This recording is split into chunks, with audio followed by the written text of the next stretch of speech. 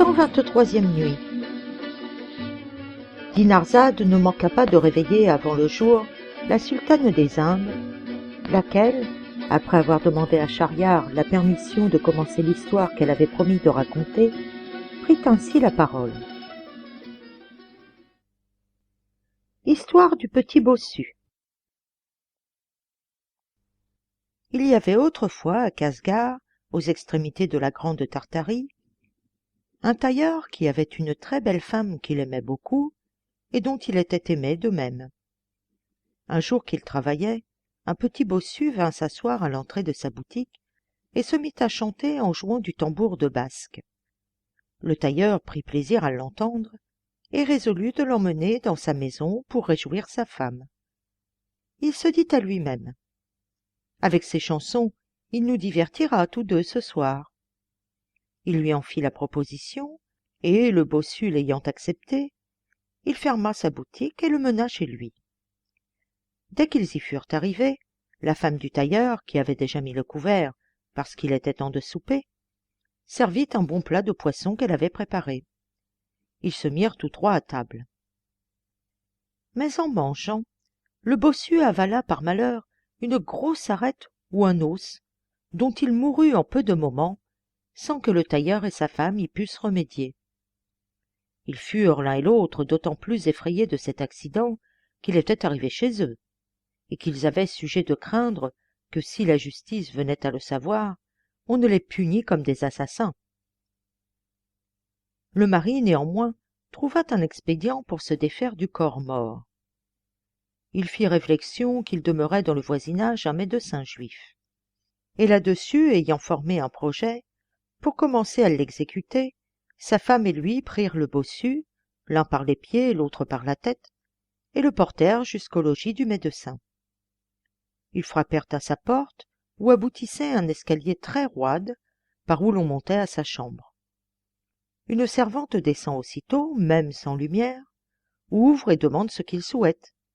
« Remontez, s'il vous plaît, » répondit le tailleur, « et dites à votre maître que nous lui amenons un homme bien malade pour qu'il lui ordonne quelque remède. »« Tenez, » ajouta-t-il en lui mettant en main une pièce d'argent, « donnez-lui cela pour avance, afin qu'il soit persuadé que nous n'avons pas dessein de lui faire perdre sa peine. » Pendant que la servante remonta pour faire part au médecin juif d'une si bonne nouvelle, le tailleur et sa femme portèrent promptement le corps du bossu au haut de l'escalier, le laissèrent là et retournèrent chez eux en diligence. Cependant, la servante ayant dit au médecin qu'un homme et une femme l'attendaient à la porte, et le priaient de descendre pour voir un malade qu'ils avaient amené, et lui ayant remis entre les mains l'argent qu'elle avait reçu, il se laissa transporter de joie. Se voyant payé d'avance, il crut que c'était une bonne pratique qu'on lui amenait, et qu'il ne fallait pas négliger. « Prends vite de la lumière, dit-il à sa servante, et suis-moi. » En disant cela, il s'avança vers l'escalier avec tant de précipitation qu'il n'attendit point qu'on l'éclairât. Et venant à rencontrer le bossu, il lui donna du pied dans les côtes si rudement qu'il le fit rouler au bas de l'escalier. Peu s'en fallut qu'il ne tombât et ne roulât avec lui. « Apporte donc vite de la lumière » cria-t-il à la servante. Enfin elle arriva. Il descendit avec elle, et trouvant que ce qui avait roulé était un homme mort, il fut tellement effrayé de ce spectacle qu'il invoqua Moïse, Aaron, Josué, Esdras et tous les autres prophètes de sa loi. « Malheureux que je suis, disait-il, pourquoi ai-je voulu descendre sans lumière? J'ai achevé de tuer ce malade qu'on m'avait amené. Je suis cause de sa mort. Et si le bon âne d'Estra ne vient à mon secours, je suis perdu. Hélas, on va bientôt me tirer de chez moi comme un meurtrier. » Malgré le trouble qui l'agitait, il ne laissa pas d'avoir la précaution de fermer sa porte, de peur que, par hasard, quelqu'un venant à passer par la rue ne s'aperçût du malheur dont il se croyait la cause. Il prit ensuite le cadavre, le porta dans la chambre de sa femme, qui faillit à s'évanouir quand elle le vit entrer avec cette fatale charge. « Ah, c'est fait de nous » s'écria-t-elle. « Si nous ne trouvons moyen de mettre cette nuit hors de chez nous ce corps mort. Nous perdrons indubitablement la vie si nous le gardons jusqu'au jour. Quel malheur! Comment avez-vous donc fait pour tuer cet homme? Il ne s'agit point de cela, répartit le juif. Il s'agit de trouver un remède à un mal si pressant.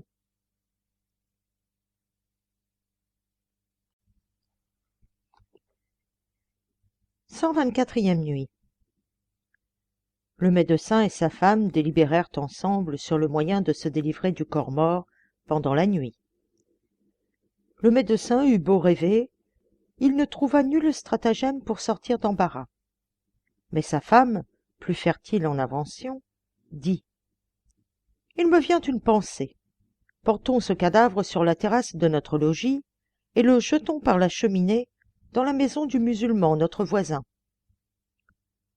Ce musulman était un des pourvoyeurs du sultan. Il était chargé du soin de fournir l'huile, le beurre et toutes sortes de graisses. Il avait chez lui son magasin où les rats et les souris faisaient un grand dégât.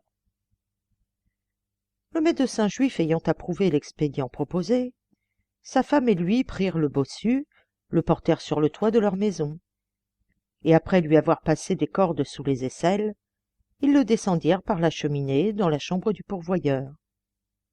Si doucement qu'il demeura planté sur ses pieds contre le mur, comme s'il eût été vivant. Lorsqu'ils le sentirent en bas, ils retirèrent les cordes et le laissèrent dans l'attitude que je viens de dire. Ils étaient à peine descendus et rentrés dans leur chambre quand le pourvoyeur entra dans la sienne. Il revenait d'un festin de noces auquel il avait été invité ce soir-là, et il avait une lanterne à la main. Il fut assez surpris de voir, à la faveur de sa lumière, un homme debout dans sa cheminée. Mais comme il était naturellement courageux, et qu'il s'imagina que c'était un voleur, il se saisit d'un gros bâton, avec quoi courant droit au bossu. « Ah ah !» lui dit-il. « Je m'imaginais que c'étaient les rats et les souris qui mangeaient mon beurre et mes graisses. Et c'est toi qui descends par la cheminée pour me voler. Je ne crois pas qu'il te reprenne jamais envie d'y revenir. » En achevant ces mots, il frappa le bossu et lui donna plusieurs coups de bâton. Le cadavre tomba le nez contre terre. Le pourvoyeur redouble ses coups. Mais, remarquant enfin que le corps qu'il frappe est sans mouvement, il s'arrête pour le considérer. Alors, voyant que c'était un cadavre, la crainte commença de succéder à la colère. « Qu'ai-je fait, misérable ?» dit-il. « Je viens d'assommer un homme. Ah, j'ai porté trop loin ma vengeance. Grand Dieu, si vous n'avez pitié de moi, c'est fait de ma vie. Maudits soient 1000 fois les graisses et les huiles qui sont cause que j'ai commis une action si criminelle. » Il demeura pâle et défait. Il croyait déjà voir les ministres de la justice qui le traînaient au supplice. Il ne savait quelle résolution il devait prendre.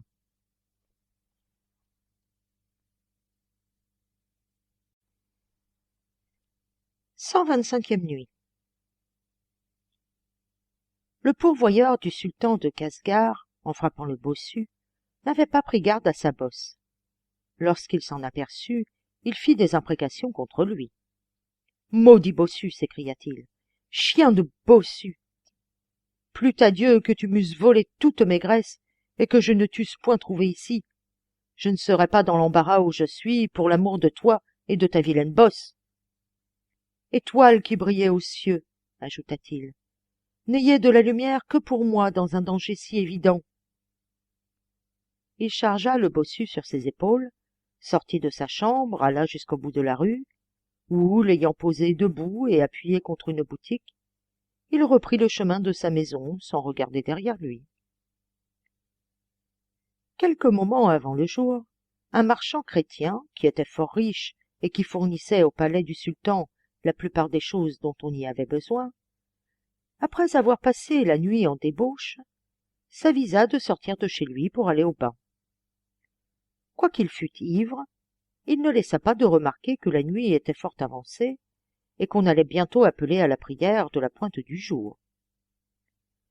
C'est pourquoi, précipitant ses pas, il se hâtait d'arriver au bain, de peur que quelque musulman, en allant à la mosquée, ne le rencontrât et ne le menât en prison comme un ivrogne.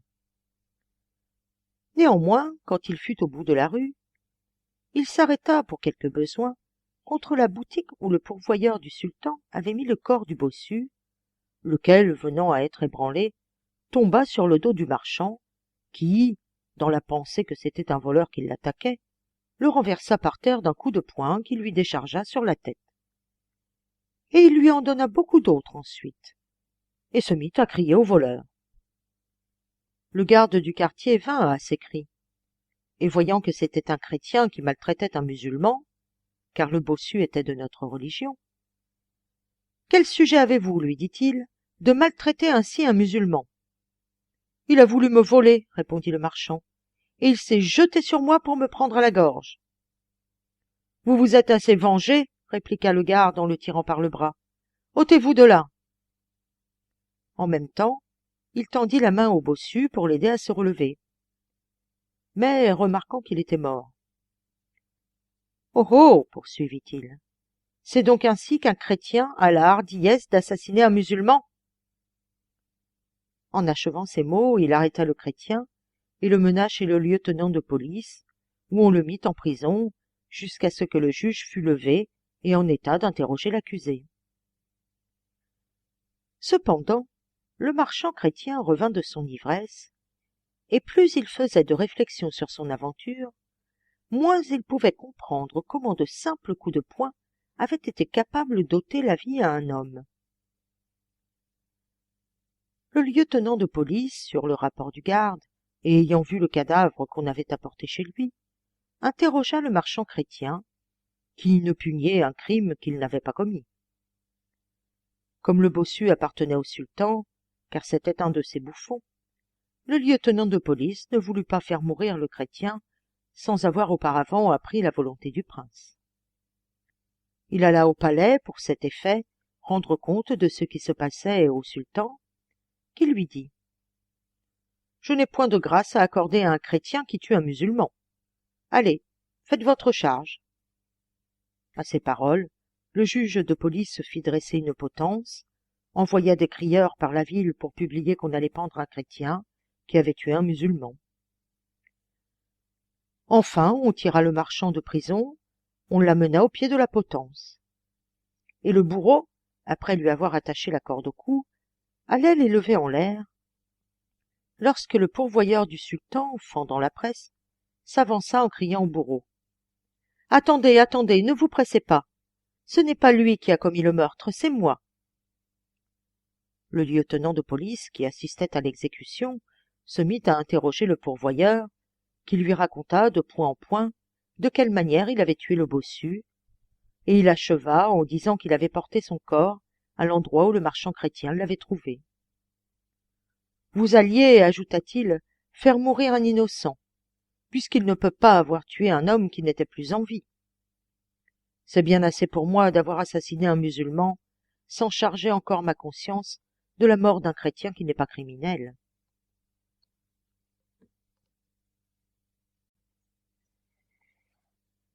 126e nuit. Le pourvoyeur du sultan de Casgar, s'étant accusé lui-même publiquement d'être l'auteur de la mort du bossu, le lieutenant de police ne put se dispenser de rendre justice au marchand.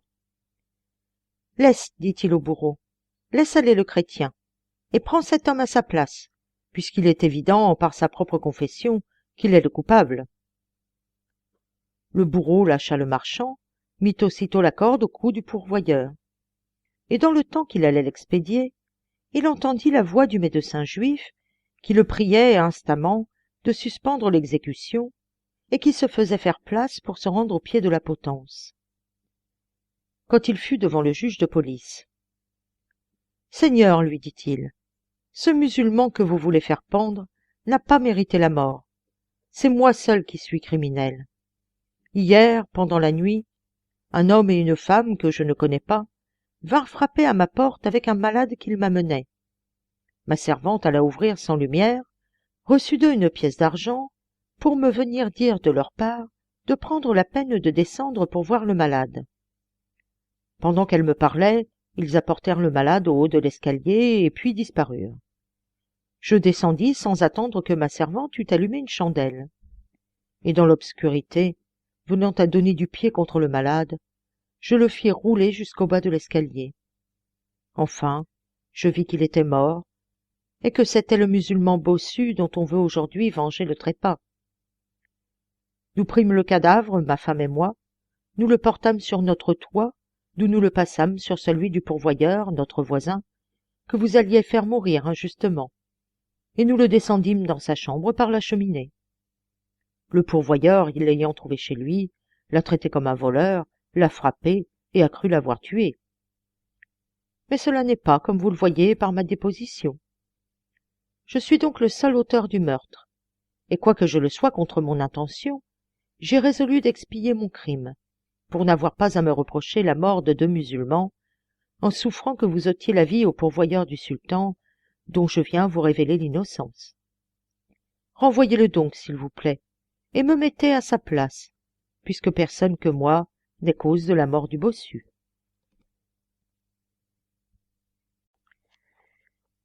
127e nuit. Dès que le juge de police fut persuadé que le médecin juif était le meurtrier, il ordonna au bourreau de se saisir de sa personne et de mettre en liberté le pourvoyeur du sultan. Le médecin avait déjà la corde au cou, il allait cesser de vivre, quand on entendit la voix du tailleur, qui priait le bourreau de ne pas passer plus avant, et qui faisait ranger le peuple pour s'avancer vers le lieutenant de police, devant lequel l'étant arrivé. « Seigneur, lui dit-il, peu s'en est fallu que vous n'ayez fait perdre la vie à 3 personnes innocentes. Mais si vous voulez bien avoir la patience de m'entendre, vous allez connaître le véritable assassin du bossu. Si sa mort doit être expiée par une autre, c'est par la mienne.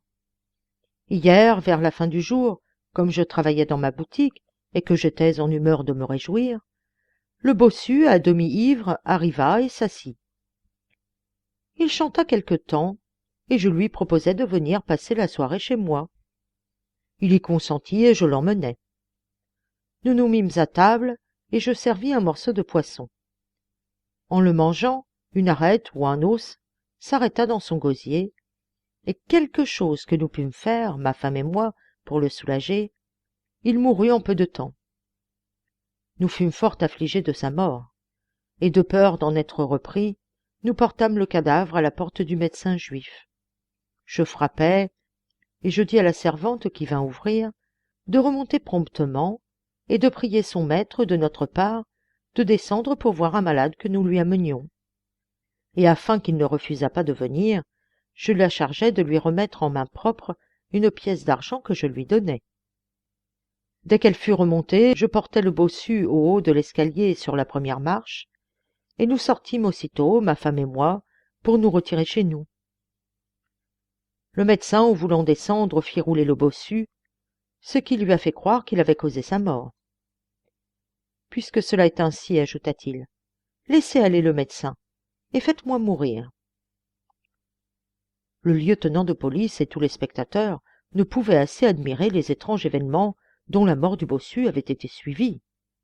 « Lâche donc le médecin juif, dit le juge au bourreau, et prends le tailleur, puisqu'il confesse son crime. Il faut avouer que cette histoire est bien extraordinaire, et qu'elle mérite d'être écrite en lettres d'or. » Le bourreau, ayant mis en liberté le médecin, passa la corde au cou du tailleur.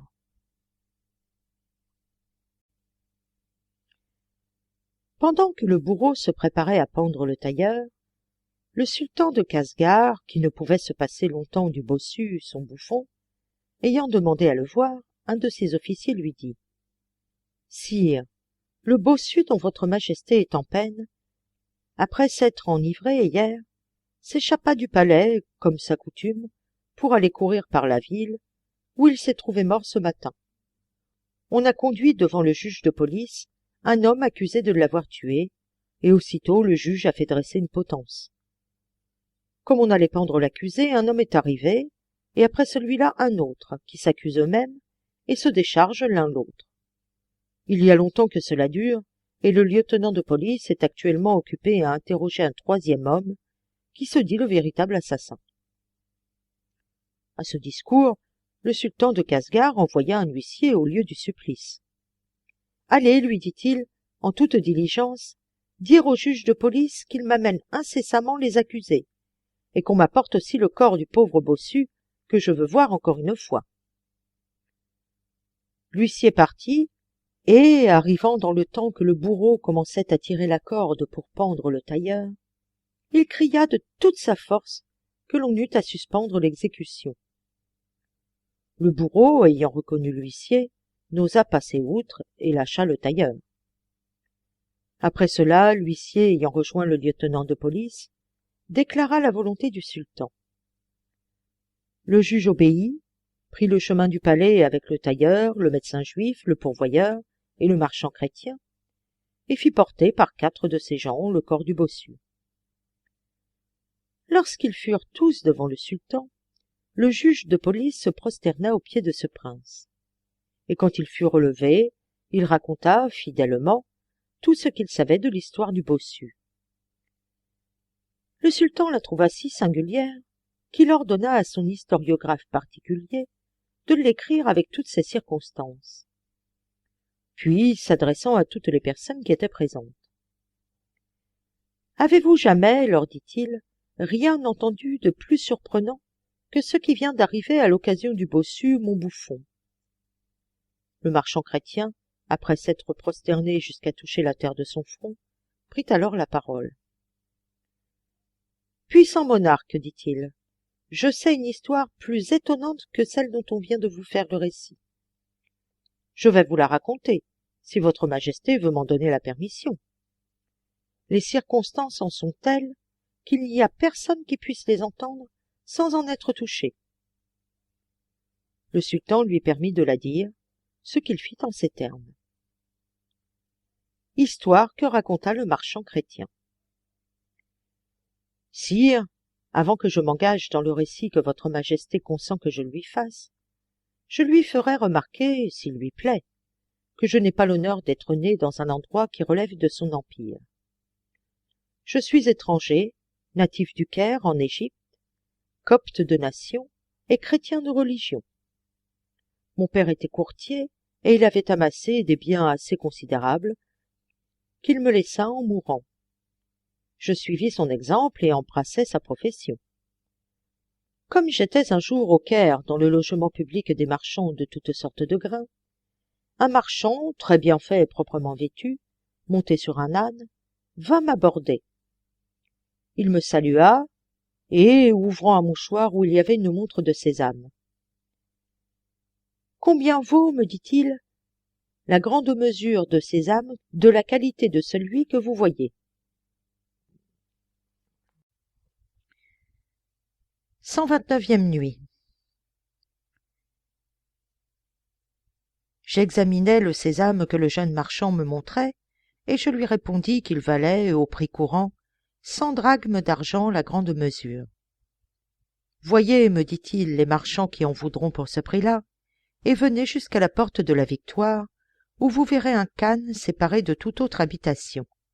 Je vous attendrai là. » En disant ces paroles, il partit et me laissa la montre de sésame, que je fis voir à plusieurs marchands de la place, qui me dirent tous qu'ils en prendraient tant que je leur en voudrais donner, à 110 drachmes d'argent la mesure, et à ce compte je trouvais à gagner avec eux 10 drachmes par mesure. Flatté de ce profit, je me rendis à la porte de la Victoire, où le jeune marchand m'attendait. Il me mena dans son magasin qui était plein de sésame. Il y en avait 150 grandes mesures, que je fis mesurer et charger sur des ânes, et je les vendis 5000 drachmes d'argent. De cette somme, me dit le jeune homme, il y a 500 drachmes pour votre droit, à 10 par mesure, je vous les accorde. Et pour ce qui est du reste qui m'appartient, comme je n'en ai pas besoin présentement, retirez-le de vos marchands et me le gardez jusqu'à ce que j'aille vous le demander. Je lui répondis qu'il serait prêt toutes les fois qu'il voudrait le venir prendre ou me l'envoyer demander. Je lui brisai la main en le quittant et me retirai fort satisfait de sa générosité. Je fus un mois sans le revoir. Au bout de ce temps-là, je le vis reparaître. « Où sont, me dit-il, les 4500 drachmes que vous me devez ?»« Elles sont toutes prêtes, lui répondis-je, et je vais les compter tout à l'heure. » Comme il était monté sur son âne, je le priai de mettre pied à terre et de me faire l'honneur de manger un morceau avec moi avant que de les recevoir. « Non, me dit-il, je ne puis descendre à présent. J'ai une affaire pressante qui m'appelle ici près. Mais je vais revenir, et en repassant je prendrai mon argent, que je vous prie de tenir prêt. » Il disparut en achevant ces paroles. Je l'attendis, mais ce fut inutilement, et il ne revint qu'un mois encore après.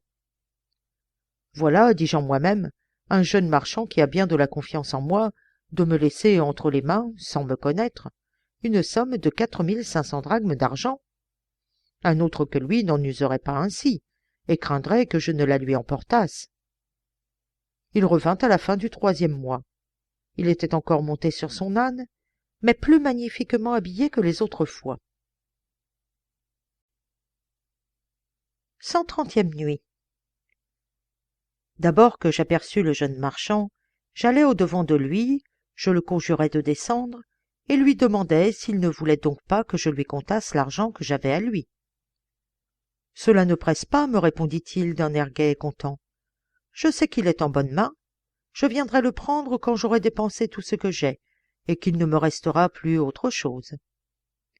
Adieu, ajouta-t-il, attendez-moi à la fin de la semaine. » À ces mots, il donna un coup de fouet à son âne, et je l'eus bientôt perdu de vue. Bon, dis-je en moi-même, il me dit de l'attendre à la fin de la semaine, et selon son discours, je ne le reverrai peut-être de longtemps. Je vais cependant faire valoir son argent. Cela sera un revenant bon pour moi. Je ne me trompais pas dans ma conjecture. L'année se passa avant que j'entendisse parler du jeune homme. Au bout de l'an, il parut aussi richement vêtu que la dernière fois, mais il me semblait avoir quelque chose dans l'esprit. Je le suppliai de me faire l'honneur de rentrer chez moi. « Je le veux bien pour cette fois, me répondit-il, mais à condition que vous ne ferez pas de dépenses extraordinaires pour moi. »« Je ne ferai que ce qui vous plaira, repris-je. Descendez donc de grâce. » Il mit pied à terre et entra chez moi. Je donnai des ordres pour le régal que je voulais lui faire. Et en attendant qu'on servît, nous commençâmes à nous entretenir.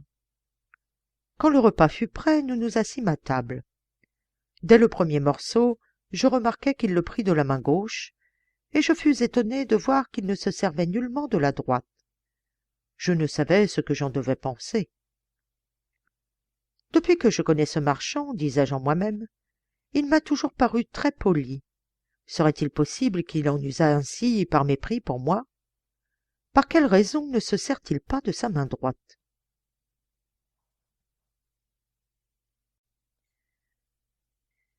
Nuit 131. Le marchand chrétien était fort en peine de savoir pourquoi son hôte ne mangeait que de la main gauche. Après le repas, dit-il, lorsque mes gens eurent desservi et se furent retirés, nous nous assîmes tous deux sur un sofa. Je présentai au jeune homme une tablette excellente pour la bonne bouche, et il la prit encore de la main gauche. « Seigneur, lui dis-je alors, je vous supplie de me pardonner la liberté que je prends de vous demander d'où vient que vous ne vous servez pas de votre main droite. Vous y avez mal, apparemment. » Il fit un grand soupir au lieu de me répondre, et tirant sur son bras droit, qu'il avait tenu caché jusqu'alors sous sa robe, il me montra qu'il avait la main coupée, de quoi je fus extrêmement étonné. « Vous avez été choqué, sans doute, me dit-il, de me voir manger de la main gauche. Mais jugez si j'ai pu faire autrement. »«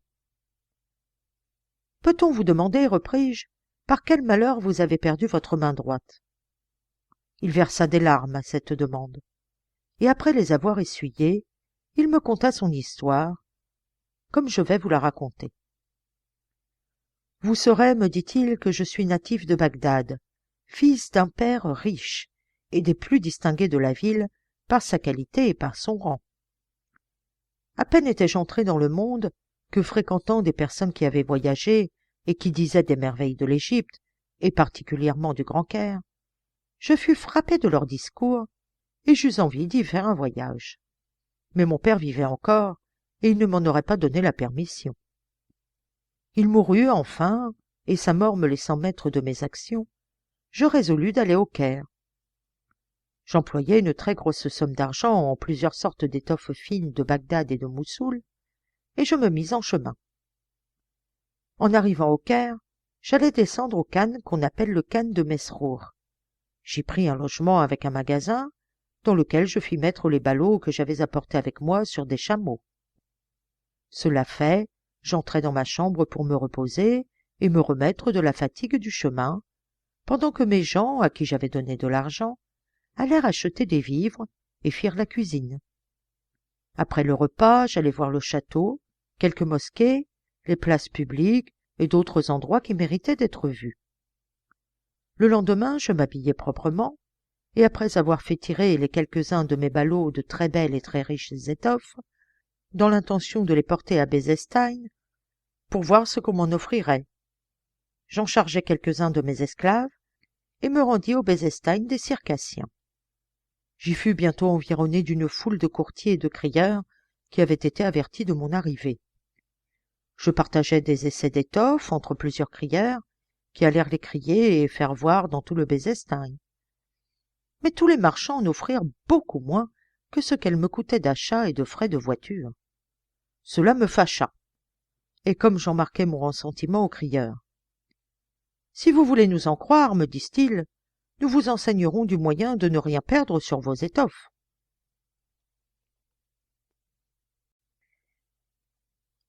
132e nuit. Le marchand chrétien parlant toujours au sultan de Casgar.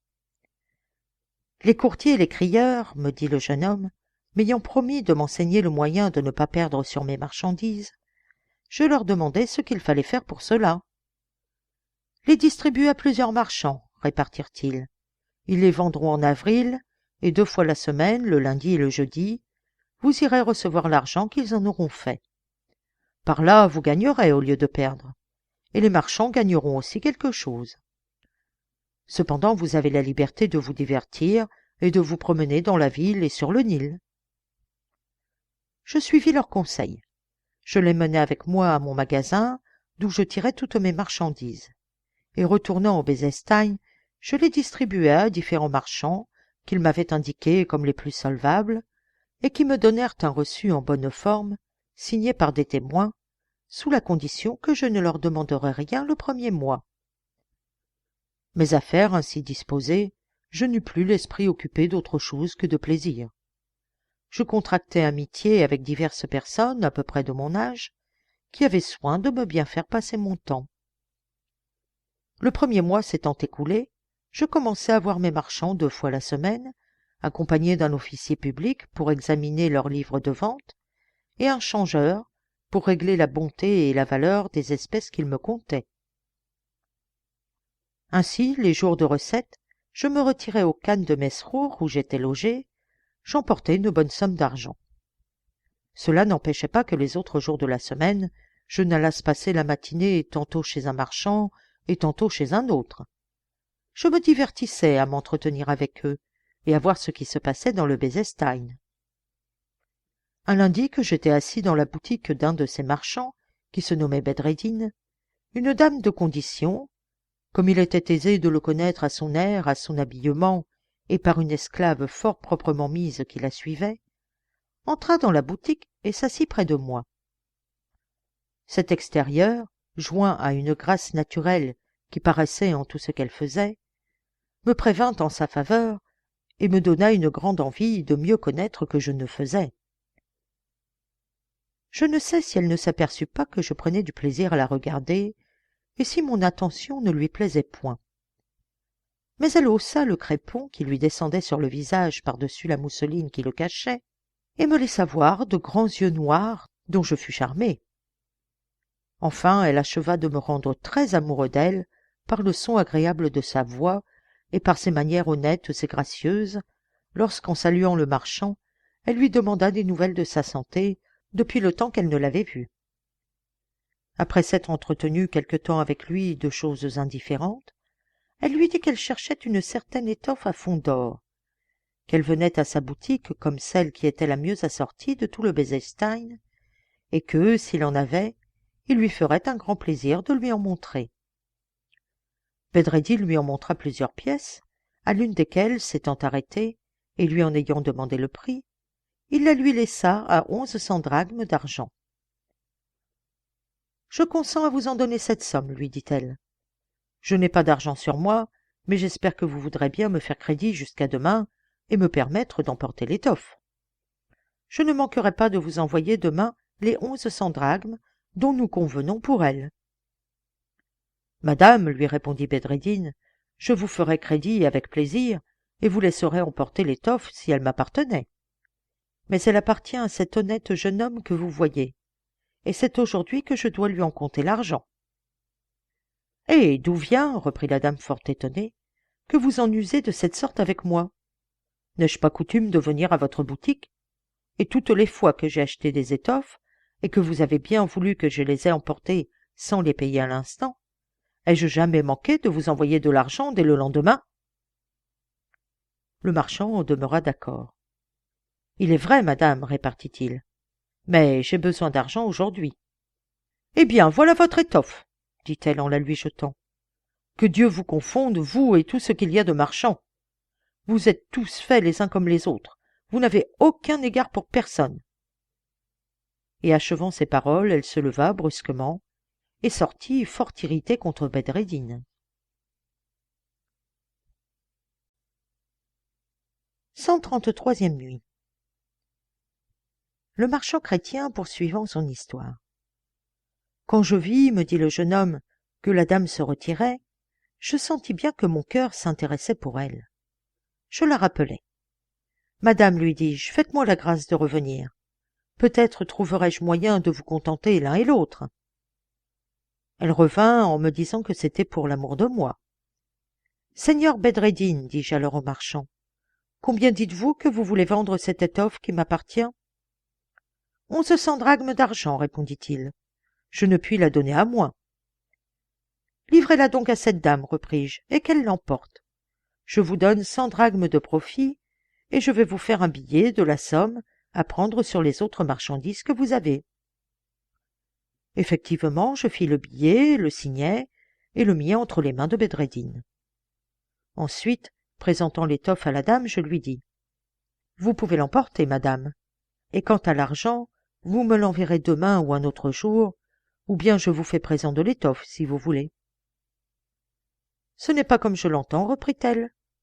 Vous en usez avec moi d'une manière si honnête et si obligeante que je serais indigne de paraître devant les hommes si je ne vous en témoignais pas de la reconnaissance.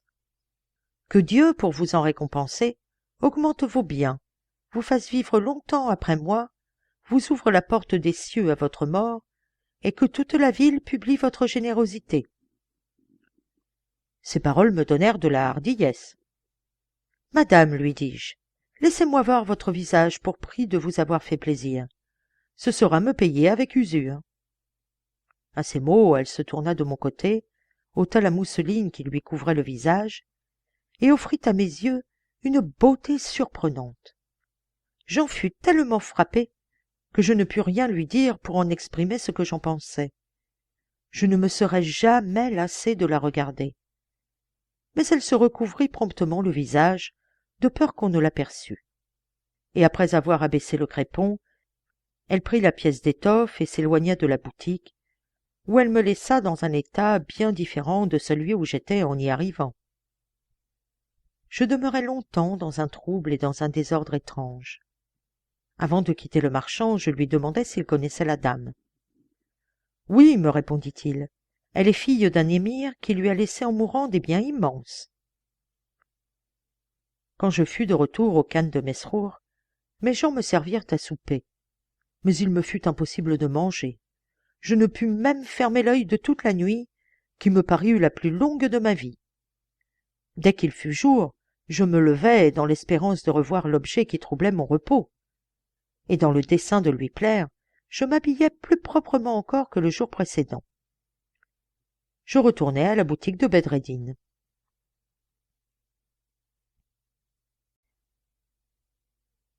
« 134e nuit. Le jeune homme de Bagdad racontant ses aventures au marchand chrétien. « Il n'y avait pas longtemps, dit-il, que j'étais arrivé à la boutique de Bedreddin, lorsque je vis venir la dame, suivie de son esclave, et plus magnifiquement vêtue que le jour d'auparavant. Elle ne regarda pas le marchand, et, s'adressant à moi seule, « Seigneur, me dit-elle, vous voyez que je suis exacte à tenir la parole que je vous donnai hier. Je viens exprès pour vous apporter la somme dont vous voulûtes bien répondre pour moi sans me connaître, par une générosité que je n'oublierai jamais. » Madame, lui répondis-je, il n'était pas besoin de vous presser si fort. J'étais sans inquiétude sur mon argent, et je suis fâchée de la peine que vous avez prise. Il n'était pas juste, reprit-elle, que j'abusasse de votre honnêteté. En disant cela, elle me mit l'argent entre les mains et s'assit près de moi. Alors, profitant de l'occasion que j'avais de l'entretenir, je lui parlai de l'amour que je sentais pour elle. Mais elle se leva et me quitta brusquement, comme si elle eût été fort offensée de la déclaration que je venais de lui faire. Je la suivis des yeux tant que je la pus voir, et dès que je ne la vis plus, je pris congé du marchand, et je sortis du Bezestein sans savoir où j'allais. Je rêvais à cette aventure, lorsque je sentis qu'on me tirait par derrière. Je me tournai aussitôt pour voir ce que ce pouvait être, et je reconnus avec plaisir l'esclave de la dame dont j'avais l'esprit occupé. « Ma maîtresse, me dit-elle, qui est cette jeune personne à qui vous venez de parler dans la boutique d'un marchand, voudrait bien vous dire un mot. Prenez, s'il vous plaît, la peine de me suivre. » Je la suivis, et je trouvai, en effet, sa maîtresse qui m'attendait dans la boutique d'un changeur où elle était assise. Elle me fit asseoir auprès d'elle, et prenant la parole. « Mon cher seigneur, me dit-elle, ne soyez pas surpris que je vous ai quitté un peu brusquement. Je n'ai pas jugé à propos, devant ce marchand, de répondre favorablement à l'aveu que vous m'avez fait des sentiments que je vous ai inspirés. Mais bien loin de m'offenser, je confesse que je prenais plaisir à vous entendre, et je m'estime infiniment heureuse d'avoir pour amant un homme de votre mérite. Je ne sais quelle impression ma vue a pu faire d'abord sur vous, mais pour moi, je puis vous assurer qu'en vous voyant, je me suis senti de l'inclination pour vous. Depuis hier, je n'ai fait que penser aux choses que vous me dites, et mon empressement à vous venir chercher si matin doit prouver que vous ne me déplaisez pas. Madame, repris-je, transporté d'amour et de joie, je ne pouvais rien entendre de plus agréable que ce que vous avez la bonté de me dire. On ne saurait aimer avec plus de passion que je vous aime depuis l'heureux moment où vous parûtes à mes yeux. Ils furent éblouis de tant de charmes, et mon cœur se rendit sans résistance. « Ne perdons pas de temps en discours inutiles, interrompit-elle. Je ne doute pas de votre sincérité, et vous serez bientôt persuadé de la mienne. Voulez-vous me faire l'honneur de venir chez moi, ou si vous souhaitez que j'aille chez vous? »« Madame, lui répondis-je, je suis un étranger logé dans un khan, qui n'est pas un lieu propre à recevoir une dame de votre rang et de votre mérite. 135e nuit. Il est plus à propos, madame, que vous ayez la bonté de m'enseigner votre demeure. J'aurai l'honneur de vous aller voir chez vous. La dame y consentit. Il est, dit-elle, vendredi après-demain. Venez ce jour-là, après la prière du midi. Je demeure dans la rue de la Dévotion. Vous n'avez qu'à demander la maison d'Abon Chama, surnommé Bercourt, autrefois chef des émirs. Vous me trouverez là. À ces mots, nous nous séparâmes, et je passai le lendemain dans une grande impatience. Le vendredi, je me levai de bon matin, je pris le plus bel habit que j'eusse, avec une bourse où je mis 50 pièces d'or. Et monté sur un âne que j'avais retenu dès le jour précédent, je partis, accompagné de l'homme qui me l'avait loué. Quand nous fûmes arrivés dans la rue de la Dévotion, je dis au maître de l'âne de demander où était la maison que je cherchais. On la lui enseigna et il m'y mena. Je descendis à la porte, je le payai bien et le renvoyai, en lui recommandant de bien remarquer la maison où il me laissait et de ne pas manquer de m'y venir prendre le lendemain matin pour me ramener au khan de Mesrour. Je frappai à la porte, et aussitôt 2 petites esclaves blanches comme la neige et très proprement habillées vinrent ouvrir. « Entrez, s'il vous plaît, me dirent-elles. Notre maîtresse vous attend impatiemment. Il y a 2 jours qu'elle ne cesse de parler de vous. » J'entrai dans la cour, et je vis un grand pavillon, élevé sur 7 marches, entouré d'une grille qui le séparait d'un jardin d'une beauté admirable. Outre les arbres qui ne servaient qu'à embellir et qu'à former de l'ombre, il y en avait une infinité d'autres, chargés de toutes sortes de fruits. Je fus charmé du ramage d'un si grand nombre d'oiseaux qui mêlaient leurs chants au murmure d'un jet d'eau d'une hauteur prodigieuse, qu'on voyait au milieu d'un parterre émaillé de fleurs. D'ailleurs, ce jet d'eau était très agréable à voir. 4 dragons dorés paraissaient aux angles d'un bassin qui était en carré, et ces dragons jetaient de l'eau en abondance, mais de l'eau plus claire que le cristal de roche. Ce lieu plein de délices me donna une haute idée de la conquête que j'avais faite. Les 2 petites esclaves me firent entrer dans un salon magnifiquement meublé. Et pendant que l'une courut avertir sa maîtresse de mon arrivée, l'autre demeura avec moi et me fit remarquer toutes les beautés du salon.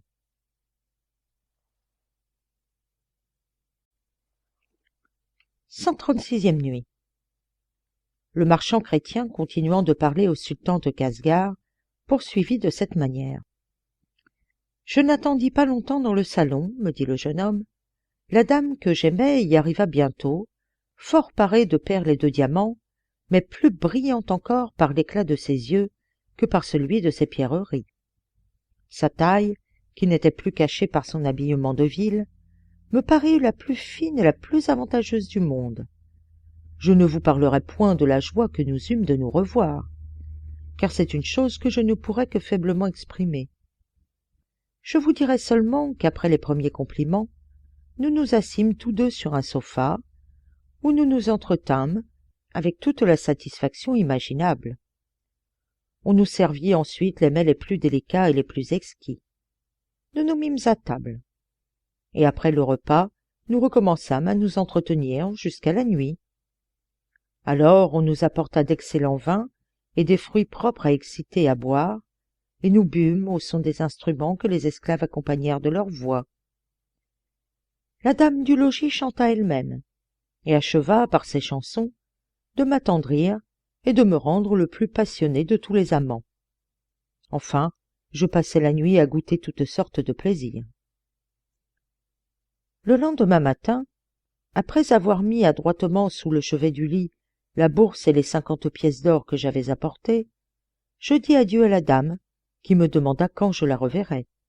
« Madame, lui répondis-je, je vous promets de revenir ce soir. » Elle parut ravie de ma réponse, me conduisit jusqu'à la porte, et en nous séparant, elle me conjura de tenir ma promesse. Le jeune homme qui m'avait amené m'attendait sur son âne. Je montai dessus et je revins au khan de Mesrour.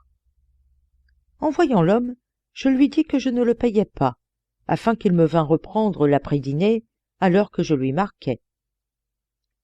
D'abord que je fus de retour dans mon logement, mon premier soin fut de faire acheter un bon agneau et plusieurs sortes de gâteaux que j'envoyai à la dame par un porteur. Je m'occupai ensuite d'affaires sérieuses, jusqu'à ce que le maître de l'âne fût arrivé. Alors je partis avec lui et me rendis chez la dame, qui me reçut avec autant de joie que le jour précédent, et me fit un régal aussi magnifique que le premier.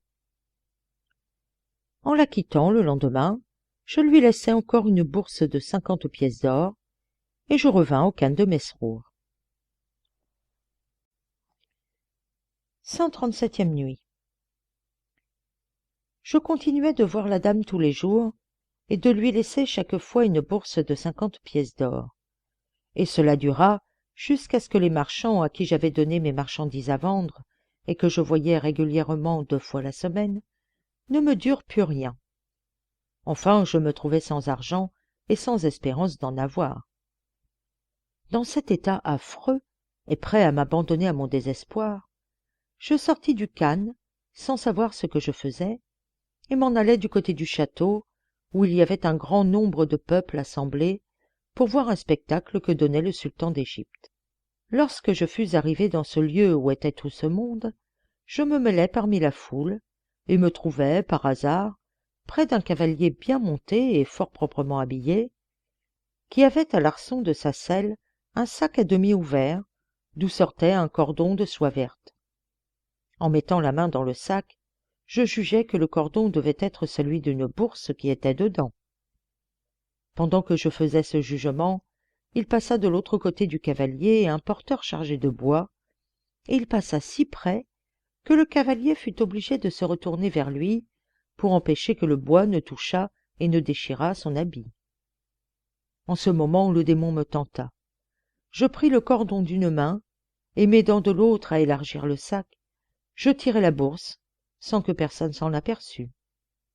Elle était pesante, et je ne doutais point qu'il n'y eût dedans de l'or ou de l'argent.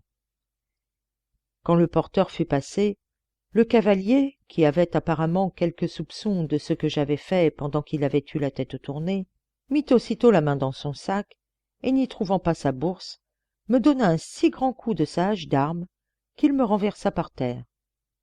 Tous ceux qui furent témoins de cette violence en furent touchés, et quelques-uns mirent la main sur la bride du cheval pour arrêter le cavalier et lui demander pour quel sujet il m'avait frappé, s'il était permis de maltraiter ainsi un musulman.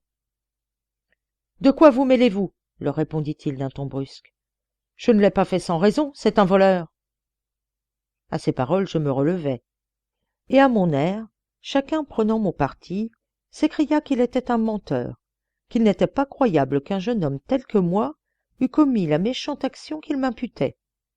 Enfin, il soutenait que j'étais innocent. Et tandis qu'il retenait son cheval pour favoriser mon évasion, par malheur pour moi, le lieutenant de police, suivi de ses gens, passa par là. Voyant tant de monde assemblé autour du cavalier et de moi, il s'approcha et demanda ce qui était arrivé. Il n'y eut personne qui n'accusât le cavalier de m'avoir maltraité injustement sous prétexte de l'avoir volé. Le lieutenant de police ne s'arrêta pas à tout ce qu'on lui disait. Il demanda au cavalier s'il ne soupçonnait pas quelque autre que moi de l'avoir volé. Le cavalier répondit que non, et lui dit les raisons qu'il avait de croire qu'il ne se trompait pas dans ses soupçons. Le lieutenant de police, après l'avoir écouté, ordonna à ses gens de m'arrêter et de me fouiller. Ce qu'ils se mirent en devoir d'exécuter aussitôt. Et l'un d'entre eux, m'ayant ôté la bourse, la montra publiquement. Je ne pus soutenir cette honte, j'en tombai évanoui. Le lieutenant de police se fit apporter la bourse. 138e nuit. Lorsque le lieutenant de police eut la bourse entre les mains, il demanda au cavalier si elle était à lui, et combien il y avait mis d'argent. Le cavalier la reconnut pour celle qui lui avait été prise, et assura qu'il y avait dedans 20 sequins. Le juge l'ouvrit, et après y avoir effectivement trouvé 20 sequins, il la lui rendit. Aussitôt, il me fit venir devant lui. « Jeune homme, me dit-il, avouez-moi la vérité. Est-ce vous qui avez pris la bourse de ce cavalier? N'attendez pas que j'emploie les tourments pour vous le faire confesser. » Alors, baissant les yeux, je dis en moi-même. Si je nie le fait, la bourse dont on m'a trouvé saisie me fera passer pour un menteur. Ainsi, pour éviter un double châtiment, je levai la tête et confessai que c'était moi. Je n'eus pas plutôt fait cet aveu que le lieutenant de police, après avoir pris des témoins, commanda qu'on me coupât la main. La sentence fut exécutée sur-le-champ, ce qui excita la pitié de tous les spectateurs. Je remarquai même sur le visage du cavalier qu'il n'en était pas moins touché que les autres. Le lieutenant de police voulait encore me faire couper un pied, mais je suppliai le cavalier de demander ma grâce.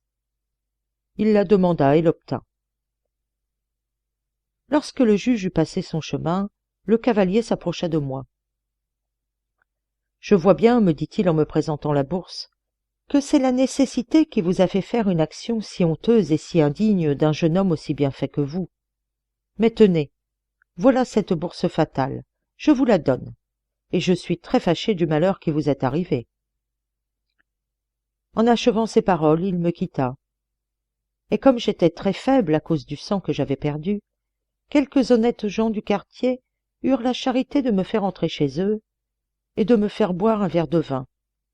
Ils pansèrent aussi mon bras et mirent ma main dans un linge que j'emportais avec moi attaché à ma ceinture. Quand je serais retourné au khan de Mesrour dans ce triste état, je n'y aurais pas trouvé le secours dont j'avais besoin. C'était aussi hasarder beaucoup que d'aller me présenter à la jeune dame. Elle ne voudra peut-être plus me voir, dis-je, lorsqu'elle aura appris mon infamie. Je ne laissais pas néanmoins de prendre ce parti, et afin que le monde qui me suivait se lassât de m'accompagner, je marchai par plusieurs rues détournées et me rendis enfin chez la dame, où j'arrivai si faible et si fatigué que je me jetai sur le sofa, le bras droit sous ma robe, car je me gardais bien de le faire voir. Cependant, la dame, avertie de mon arrivée et du mal que je souffrais, vint avec empressement, et me voyant pâle et défait. « Ma chère âme, me dit-elle, qu'avez-vous donc ?» Je dissimulai. « Madame, lui répondis-je, c'est un grand mal de tête qui me tourmente. » Elle en parut très affligée. « Asseyez-vous, reprit-elle, car je m'étais levé pour la recevoir. Dites-moi comment cela vous est venu. Vous vous portiez si bien la dernière fois que j'ai eu le plaisir de vous voir. Il y a quelque chose que vous me cachez. Apprenez-moi ce que c'est. » Comme je gardais le silence, et qu'au lieu de répondre, les larmes coulaient de mes yeux, « Je ne comprends pas, dit-elle, ce qui peut vous affliger. Vous en aurais-je donné quelque sujet sans y penser? Et venez-vous ici exprès pour m'annoncer que vous ne m'aimez plus? » « Ce n'est point cela, madame, lui repartis-je en soupirant, et un soupçon si injuste augmente encore mon mal. » Je ne pouvais me résoudre à lui en déclarer la véritable cause. La nuit étant venue, on servit le souper, elle me pria de manger.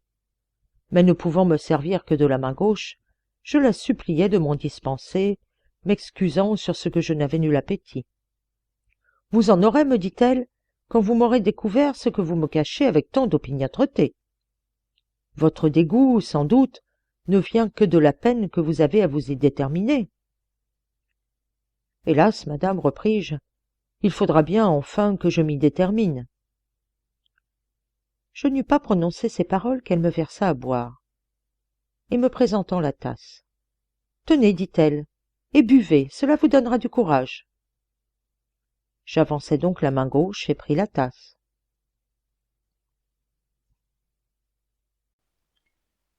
139e nuit. Lorsque j'eus la tasse à la main, je redoublai mes pleurs et poussai de nouveaux soupirs. « Qu'avez-vous donc à soupirer et à pleurer si amèrement ?» me dit alors la dame. « Et pourquoi prenez-vous la tasse de la main gauche plutôt que de la main droite ?»« Ah, madame, lui répondis-je, excusez-moi, je vous en conjure, c'est que j'ai une tumeur à la main droite. »« Montrez-moi cette tumeur, répliqua-t-elle, je veux la percer. » Je m'en excusai en disant qu'elle n'était pas encore en état de l'être, et je vidai toute la tasse qui était très grande. Les vapeurs du vin, ma lassitude et l'abattement où j'étais m'eurent bientôt assoupi, et je dormis d'un profond sommeil qui dura jusqu'au lendemain. Pendant ce temps-là, la dame, voulant savoir quel mal j'avais à la main droite, leva ma robe qui la cachait, et vit, avec tout l'étonnement que vous pouvez penser, qu'elle était coupée, et que je l'avais apportée dans un linge. Elle comprit d'abord, sans peine, pourquoi j'avais tant résisté aux présentes instances qu'elle m'avait faites, et elle passa la nuit à s'affliger de ma disgrâce, ne doutant pas qu'elle ne me fût arrivée pour l'amour d'elle. À mon réveil, je remarquai fort bien sur son visage qu'elle était saisie d'une vive douleur. Néanmoins, pour ne pas me chagriner, elle ne me parla de rien. Elle me fit servir un consommé de volaille qu'on m'avait préparé par son ordre, me fit manger et boire pour me donner, disait-elle, les forces dont j'avais besoin. Après cela, je voulus prendre congé d'elle, mais me retenant par ma robe. « Je ne souffrirai pas, dit-elle, que vous sortiez d'ici. Quoique vous ne m'en disiez rien, je suis persuadée que je suis la cause du malheur que vous vous êtes attiré. La douleur que j'en ai ne me laissera pas vivre longtemps. Mais avant que je meure, il faut que j'exécute un dessein que je médite en votre faveur. » En disant cela, elle fit appeler un officier de justice et des témoins, et me fit dresser une donation de tous ses biens. Après qu'elle eut renvoyé tous ces gens satisfaits de leur peine, elle ouvrit un grand coffre où étaient toutes les bourses dont je lui avais fait présent depuis le commencement de nos amours. « Elles sont tout entières, me dit-elle. Je n'ai pas touché à une seule. Tenez, voilà la clé du coffre. Vous en êtes le maître. » Je la remerciai de sa générosité et de sa bonté. « Je compte pour rien, reprit-elle. Ce que je viens de faire pour vous, je ne serais pas contente que je ne meure encore pour vous témoigner combien je vous aime. » Je la conjurai, par tout ce que l'amour a de plus puissant, d'abandonner une résolution si funeste. Mais je ne pus l'en détourner, et le chagrin de me voir manchot lui causa une maladie de 5 ou 6 semaines dont elle mourut. Après avoir regretté sa mort autant que je le dois, je me mis en possession de tous ces biens qu'elle m'avait fait connaître. Et le sésame que vous avez pris la peine de vendre pour moi en faisait une partie.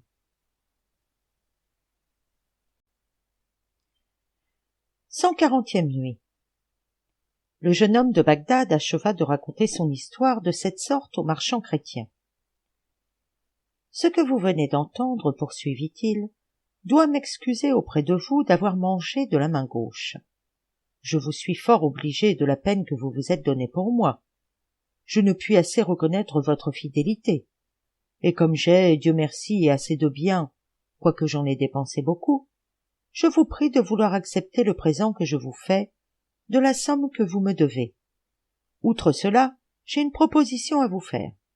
Ne pouvant plus demeurer davantage au Caire, après l'affaire que je viens de vous conter, je suis résolu d'en partir pour n'en revenir jamais.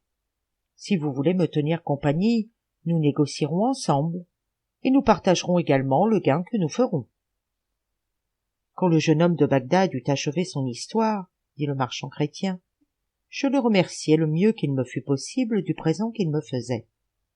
Et quant à sa proposition de voyager avec lui, je lui dis que je l'acceptais très volontiers, en l'assurant que ses intérêts me seraient toujours aussi chers que les miens. Nous prîmes jour pour notre départ, et lorsqu'il fut arrivé, nous nous mîmes en chemin. Nous avons passé par la Syrie et par la Mésopotamie, traversé toute la Perse, où, après nous être arrêtés dans plusieurs villes, nous sommes enfin venus, sire, jusqu'à votre capitale. Au bout de quelque temps, le jeune homme m'ayant témoigné qu'il avait dessein de repasser dans la Perse et de s'y établir, nous fîmes nos comptes, et nous nous séparâmes très satisfaits l'un de l'autre. Il partit, et moi, sire, je suis resté dans cette ville, où j'ai l'honneur d'être au service de votre majesté. Voilà l'histoire que j'avais à vous conter. Ne la trouvez-vous pas plus surprenante que celle du bossu? Le sultan de Casgar se mit en colère contre le marchand chrétien. « Tu es bien hardi, me dit-il, d'oser me faire le récit d'une histoire si peu digne de mon attention et de la comparer à celle du bossu. Peux-tu te flatter de me persuader que les fades aventures d'un jeune débauché sont plus admirables que celles de mon bouffon? Je vais vous faire pendre tous 4 pour venger sa mort. » À ces paroles, le pourvoyeur, effrayé, se jeta aux pieds du sultan. « Sire, dit-il, je supplie votre majesté de suspendre sa juste colère, de m'écouter et de nous faire grâce à tous 4, si l'histoire que je vais conter à votre majesté est plus belle que celle du bossu. »« Je t'accorde ce que tu me demandes, répondit le sultan. Parle. » Le pourvoyeur prit alors la parole et dit. Histoire racontée par le pourvoyeur du sultan de Casgar. Sire, une personne de considération m'invita hier aux noces d'une de ses filles. Je ne manquai pas de me rendre chez elle sur le soir à l'heure marquée, et je me trouvai dans une assemblée de docteurs, d'officiers de justice et d'autres personnes les plus distinguées de cette ville. Après les cérémonies, on servit un festin magnifique. On se mit à table, et chacun mangea de ce qu'il trouva le plus à son goût. Il y avait, entre autres choses, une entrée accommodée avec de l'ail, qui était excellente, et dont tout le monde voulait avoir. Et comme nous remarquâmes qu'un des convives ne s'empressait pas d'en manger, quoiqu'elle fût devant lui, nous l'invitâmes à mettre la main au plat et à nous imiter. Il nous conjura de ne le point presser là-dessus. Je me garderai bien, nous dit-il, de toucher à un ragoût où il y aura de l'ail. Je n'ai point oublié ce qu'il m'en coûte pour en avoir goûté autrefois. Nous le priâmes de nous raconter ce qui lui avait causé une si grande aversion pour l'ail. Mais sans lui donner le temps de nous répondre. « Est-ce ainsi, dit le maître de la maison, que vous faites honneur à ma table? Ce ragoût est délicieux. Ne prétendez pas vous exempter d'en manger. Il faut que vous me fassiez cette grâce comme les autres. » « Seigneur, lui répartit le convive qui était un marchand de Bagdad, ne croyez pas que j'en use ainsi par une fausse délicatesse. Je veux bien vous obéir si vous le voulez absolument. Mais ce sera à condition qu'après en avoir mangé, je me laverai, s'il vous plaît, les mains 40 fois avec du kali, 40 autres fois avec de la cendre de la même plante, et autant de fois avec du savon. Vous ne trouverez pas mauvais que j'en use ainsi, pour ne pas contrevenir au serment que j'ai fait de ne manger jamais de ragoût à l'ail qu'à cette condition.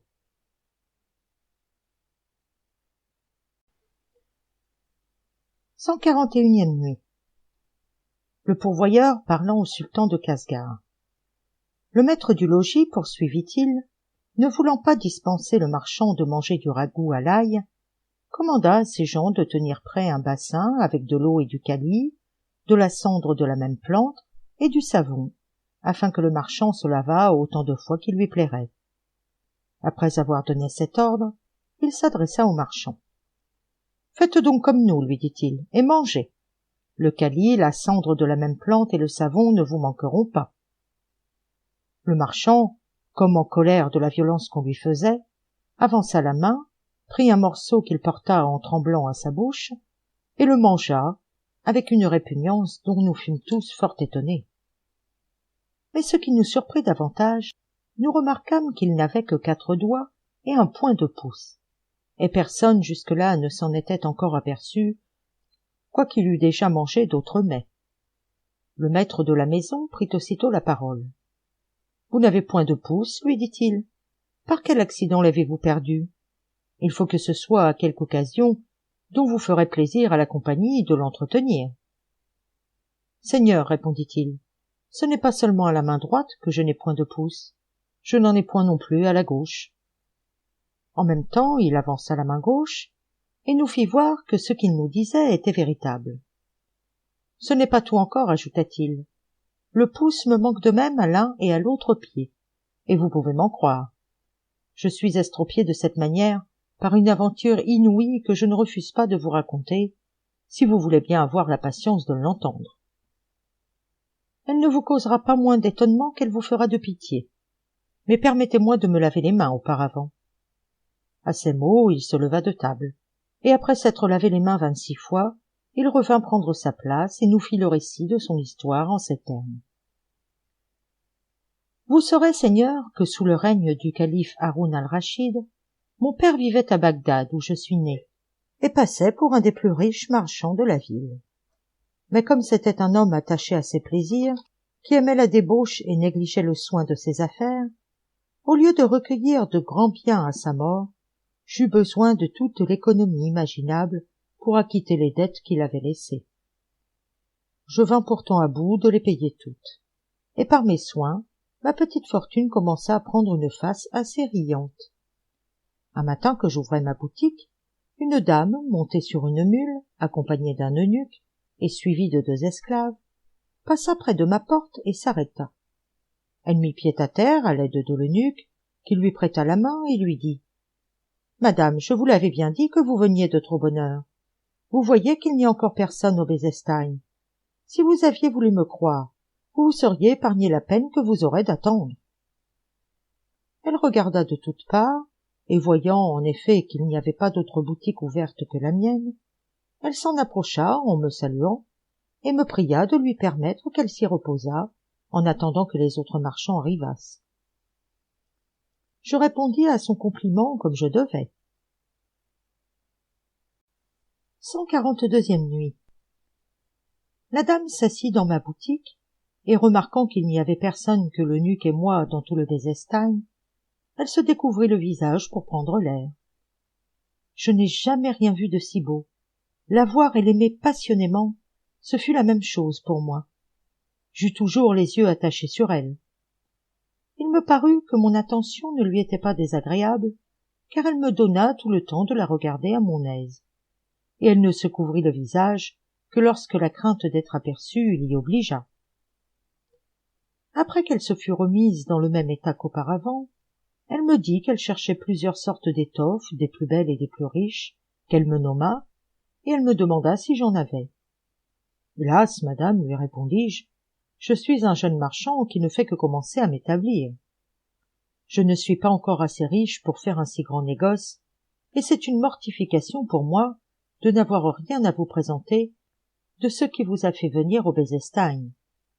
Mais pour vous épargner la peine d'aller de boutique en boutique, d'abord que les marchands seront venus, j'irai, si vous le trouvez bon, prendre chez eux tout ce que vous souhaitez. Ils m'en diront le juste prix, et sans aller plus loin, vous ferez ici vos emplettes. » Elle y consentit, et j'eus avec elle un entretien qui dura d'autant plus longtemps que je lui faisais accroire que les marchands qui avaient les étoffes qu'elle demandait n'étaient pas encore arrivés. Je ne fus pas moins chargé de son esprit que je l'avais été de la beauté de son visage. Mais il fallut enfin me priver du plaisir de la conversation. Je courais chercher les étoffes qu'elle désirait, et quand elle eut choisi celles qui lui plurent, nous en arrêtâmes le prix à 5000 drachmes d'argent monnayé. J'en fis un paquet que je donnai à l'eunuque, qui le mit sous son bras. Elle se leva ensuite et partit après avoir pris congé de moi. Je la conduisis des yeux jusqu'à la porte du Bezestein, et je ne cessai de la regarder qu'elle ne fût remontée sur sa mule. La dame n'eut pas plus tôt disparu que je m'aperçus que l'amour m'avait fait faire une grande faute. Il m'avait tellement troublé l'esprit que je n'avais pas pris garde qu'elle s'en allait sans payer, et que je ne lui avais pas seulement demandé qui elle était, ni où elle demeurait. Je fis réflexion pourtant que j'étais redevable d'une somme considérable à plusieurs marchands qui n'auraient peut-être pas la patience d'attendre.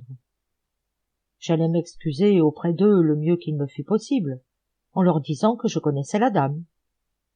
Enfin, je revins chez moi, aussi amoureux qu'embarrassé d'une si grosse dette.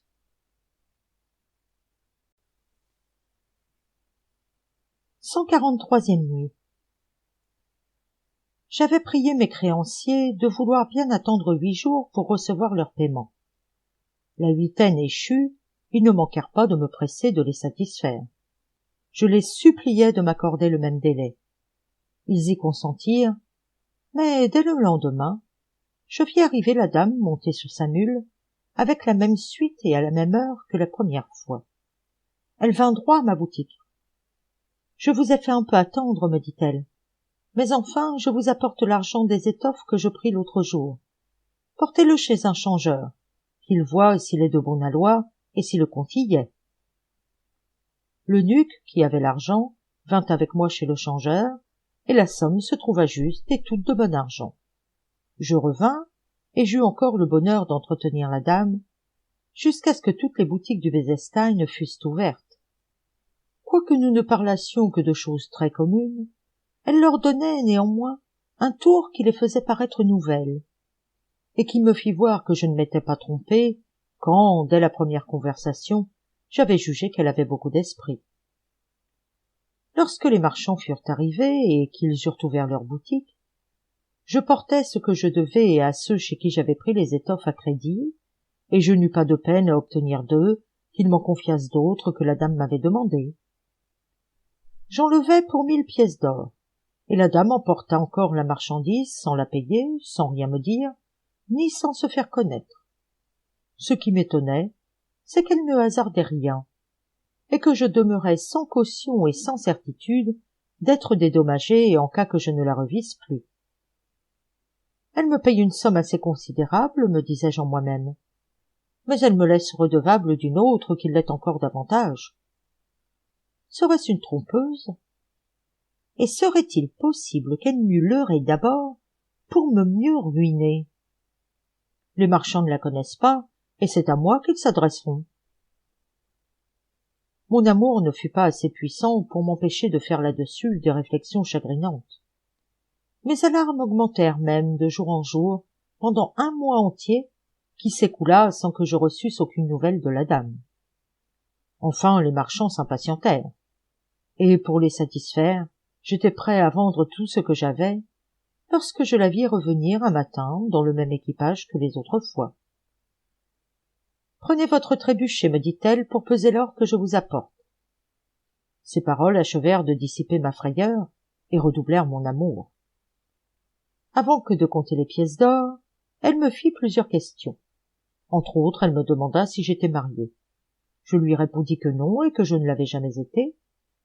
Alors, en donnant l'or à l'eunuque, elle lui dit « Prêtez-nous votre entremise pour terminer notre affaire. » L'eunuque se mit à rire, et m'ayant tiré à l'écart, me fit peser l'or.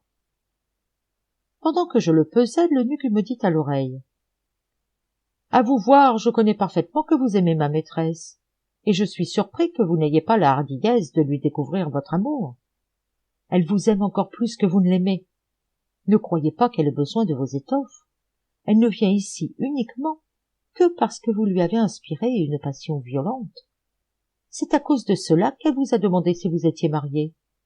Vous n'avez qu'à parler, il ne tiendra qu'à vous de l'épouser si vous voulez. » « Il est vrai, lui répondis-je, que j'ai senti naître de l'amour pour elle, dès le premier moment que je l'ai vue. Mais je n'osais aspirer au bonheur de lui plaire.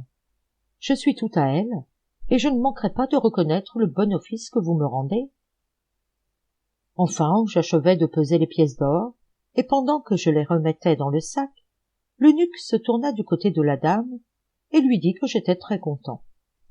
C'était le mot dont ils étaient convenus entre eux. Aussi la dame qui était assise se leva et partit en me disant qu'elle m'enverrait l'eunuque et que je n'aurais qu'à faire ce qu'il me dirait de sa part. Je portai à chaque marchand l'argent qui lui était dû, et j'attendis impatiemment l'eunuque durant quelques jours. Il arriva enfin. 144e nuit. Je fis bien des amitiés à l'eunuque, dit le marchand de Bagdad, et je lui demandai des nouvelles de la santé de sa maîtresse. « Vous êtes, me répondit-il, l'amant du monde le plus heureux. Elle est malade d'amour. On ne peut avoir plus envie de vous voir qu'elle en a. Et si elle disposait de ses actions, elle viendrait vous chercher et passerait volontiers avec vous tous les moments de sa vie. » À son air noble et à ses manières honnêtes, lui dis-je, j'ai jugé que c'était quelque dame de considération. « Vous ne vous êtes pas trompé dans ce jugement, répliqua l'eunuque. Elle est favorite de Zobéide, épouse du calife, qu'il l'aime d'autant plus chèrement qu'elle l'a élevée dès son enfance, et qu'elle se repose sur elle de toutes les emplettes qu'elle a à faire. Dans le dessein qu'elle a de se marier, elle a déclaré à l'épouse du commandeur des croyants qu'elle avait jeté les yeux sur vous, et lui a demandé son consentement. Zobéide lui a dit qu'elle y consentait, mais qu'elle voulait vous voir auparavant, afin de juger si elle avait fait un bon choix, et qu'en ce cas-là, elle ferait les frais de noces. C'est pourquoi vous voyez que votre bonheur est certain. Vous avez plu à la favorite, vous ne plairez pas moins à la maîtresse, qui ne cherche qu'à lui faire plaisir, et qui ne voudrait pas contraindre son inclination. Il ne s'agit donc plus que de venir au palais, et c'est pour cela que vous me voyez ici. C'est à vous de prendre votre résolution. « Elle est toute prise, lui répondis-je, et je suis prêt à vous suivre partout où vous voudrez me conduire. »« Voilà qui est bien, reprit l'eunuque, mais vous savez que les hommes n'entrent pas dans les appartements des dames du palais, et qu'on ne peut vous y introduire qu'en prenant des mesures qui demandent un grand secret. La favorite en a pris de juste. De votre côté, faites tout ce qui dépendra de vous, mais surtout soyez discret, car il y va de votre vie. » Je l'assurai que je ferais exactement tout ce qui me serait ordonné. « Il faut donc, me dit-il, que ce soir, à l'entrée de la nuit, vous vous rendiez à la mosquée que Zobéide, épouse du calife, a fait bâtir sur le bord du Tigre, et que là, vous attendiez qu'on vienne vous chercher. » Je consentis à tout ce qu'il voulut. J'attendis la fin du jour avec impatience. Et quand elle fut venue, je partis.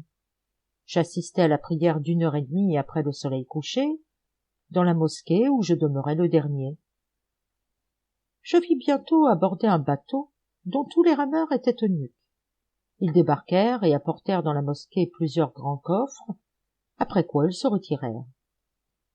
Il ne resta qu'un seul que je reconnus pour celui qui avait toujours accompagné la dame et qui m'avait parlé le matin.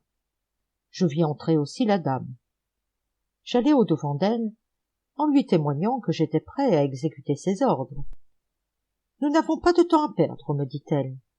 En disant cela, elle ouvrit un des coffres et m'ordonna de me mettre dedans.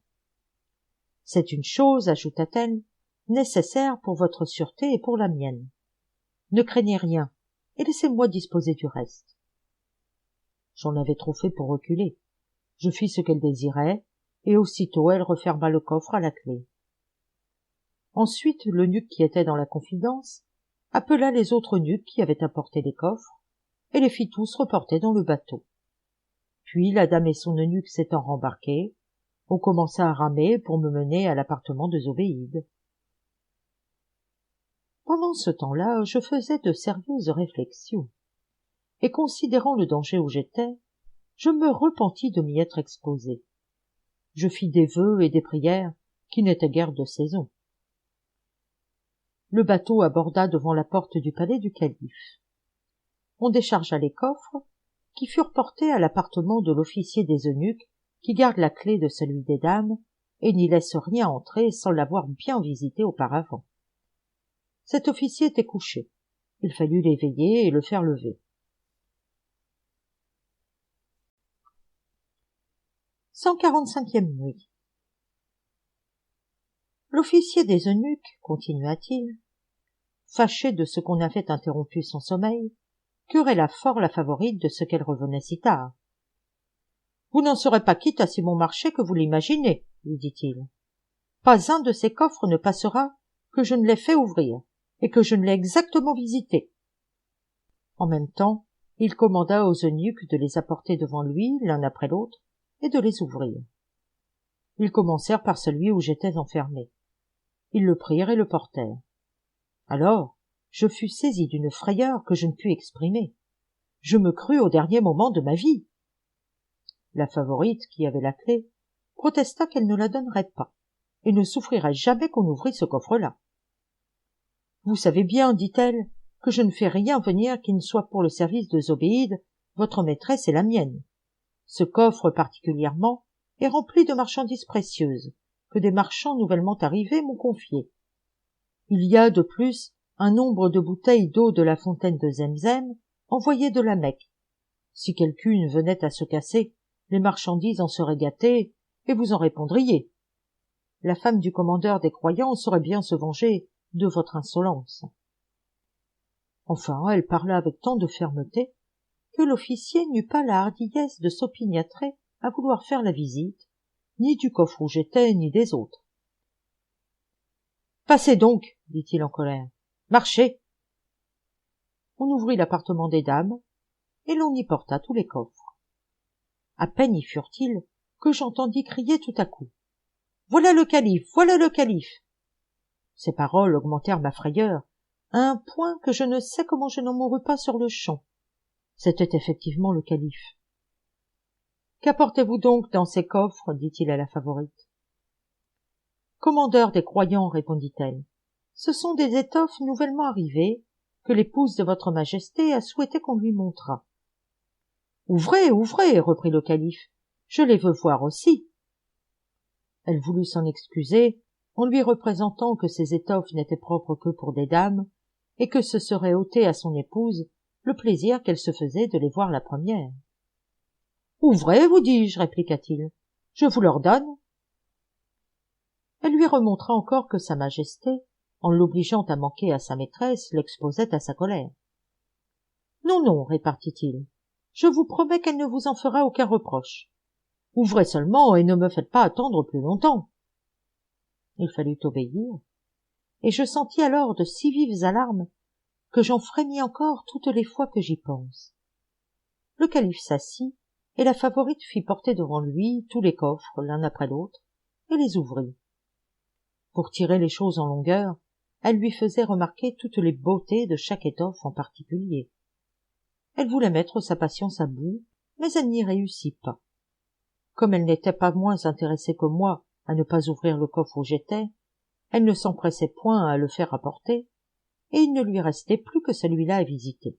« Achevons, dit le calife. Voyons encore ce qu'il y a dans ce coffre. » Je ne puis dire si j'étais vif ou mort en ce moment, mais je ne croyais pas échapper à un si grand danger.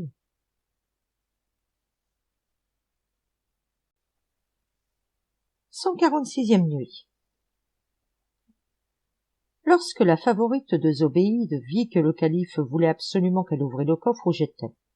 « Pour celui-ci, dit-elle, votre majesté me fera, s'il lui plaît, la grâce de me dispenser de lui faire voir ce qu'il y a dedans.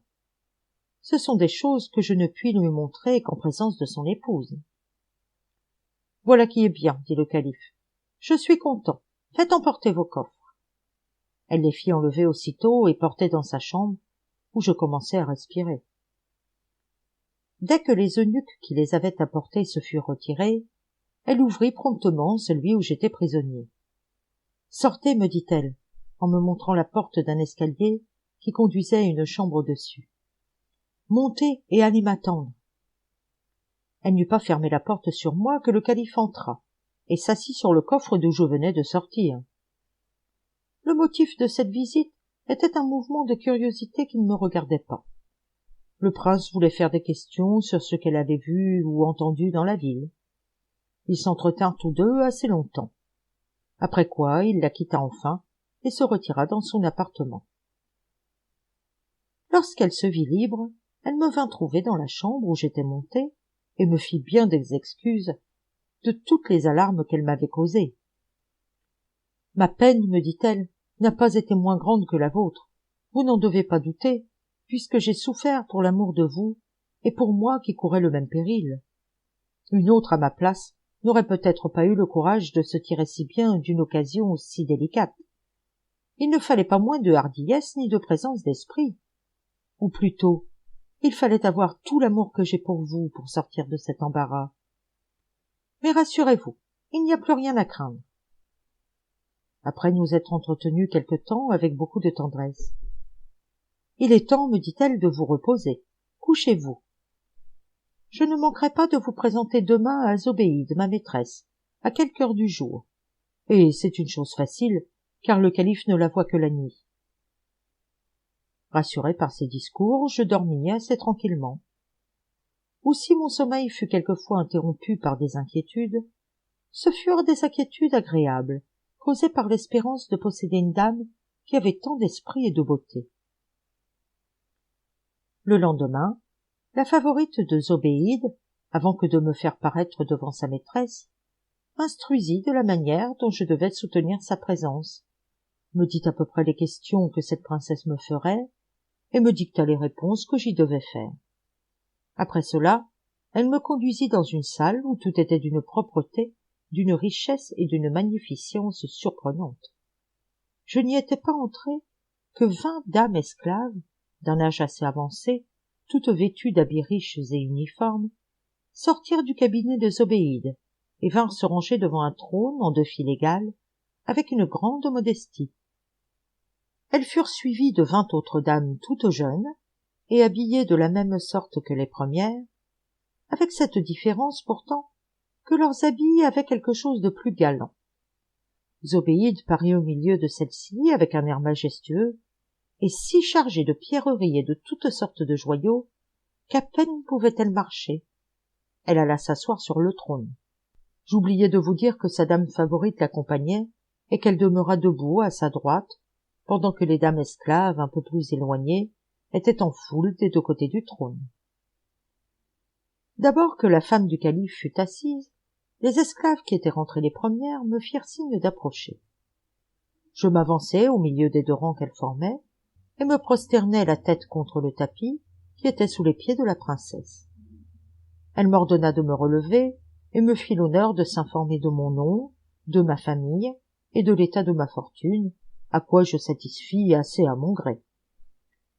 Je m'en aperçus non seulement à son air, elle me le fit même connaître par les choses qu'elle eut la bonté de me dire. « C'est bien de la joie, me dit-elle, que ma fille, c'est ainsi qu'elle appelait sa dame favorite, car je la regarde comme telle, après le soin que j'ai pris de son éducation, ait fait un choix dont je suis contente. Je l'approuve, et je consens que vous vous mariez tous deux. J'ordonnerai moi-même les apprêts de vos noces, mais auparavant j'ai besoin de ma fille pour 10 jours. Et pendant ce temps-là, je parlerai au calife et obtiendrai son consentement. Et vous demeurerez ici. On aura soin de vous.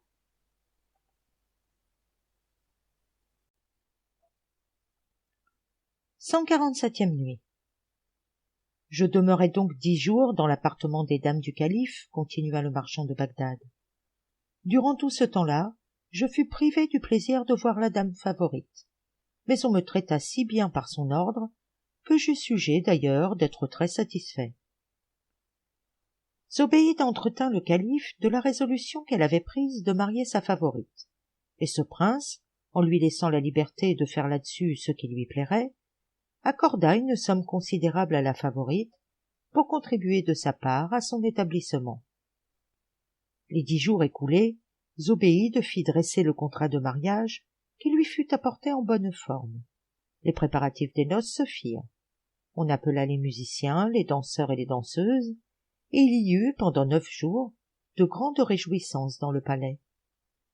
Le 10e jour étant destiné pour la dernière cérémonie du mariage, la dame favorite fut conduite au bain d'un côté et moi d'un autre, et sur le soir, m'étant mis à table, on me servit toutes sortes de mets et de ragoûts, entre autres un ragoût à l'ail, comme celui dont on vient de me forcer de manger.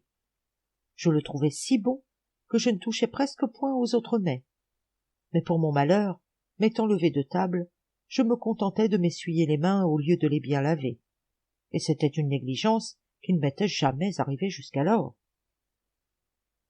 Comme il était nuit, on suppléa à la clarté du jour par une grande illumination dans l'appartement des dames.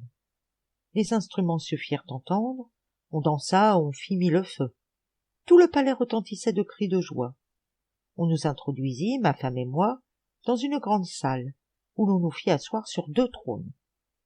Les femmes qui la servaient lui firent changer plusieurs fois d'habit, et lui peignirent le visage de différentes manières, selon la coutume pratiquée au jour des noces. Et chaque fois qu'on lui changeait d'habillement, on me la faisait voir. Enfin, toutes ces cérémonies finirent, et l'on nous conduisit dans la chambre nuptiale. D'abord qu'on nous y eut laissés seuls, je m'approchai de mon épouse pour l'embrasser. Mais au lieu de répondre à mes transports, elle me repoussa fortement et se mit à faire des cris épouvantables qui attirèrent bientôt dans la chambre toutes les dames de l'appartement, qui voulurent savoir le sujet de ces cris. Pour moi, saisi d'un long étonnement, j'étais demeuré immobile, sans avoir eu seulement la force de lui en demander la cause. « Notre chère sœur, lui dirent-elles, que vous est-il donc arrivé depuis le peu de temps que nous vous avons quitté? Apprenez-le nous, afin que nous vous secourions. »« Ôtez, s'écria-t-elle, ôtez-moi de devant les yeux ce vilain homme que voilà. »« Eh, madame, lui dis-je, en quoi puis-je avoir eu le malheur de mériter votre colère? »« Vous êtes un vilain, me répondit-elle en furie. Vous avez mangé de l'ail et vous ne vous êtes pas lavé les mains. Croyez-vous que je veuille souffrir qu'un homme si malpropre s'approche de moi pour m'empester? Couchez-le par terre, ajouta-t-elle en s'adressant aux dames, et qu'on m'apporte un air de bœuf. Elles me renversèrent aussitôt, et tandis que les unes me tenaient par les bras et les autres par les pieds, ma femme, qui avait été servie en diligence, me frappa impitoyablement jusqu'à ce que les forces lui manquèrent. Alors elle dit aux dames, « Prenez-le, qu'on l'envoie au lieutenant de police et qu'on lui fasse couper la main dont il a mangé du ragoût à l'ail. » À ces paroles, je m'écriai, « Grand Dieu, je suis rompu et brisé de coups, et pour surcroît d'affliction, on me condamne encore à avoir la main coupée. Et pourquoi? Pour avoir mangé d'un ragoût à l'ail et pour avoir oublié de me laver les mains. Quelle colère pour un si petit sujet! Peste soit du ragoût à l'ail! Maudit soit le cuisinier qui l'a apprêté et celui qui l'a servi. »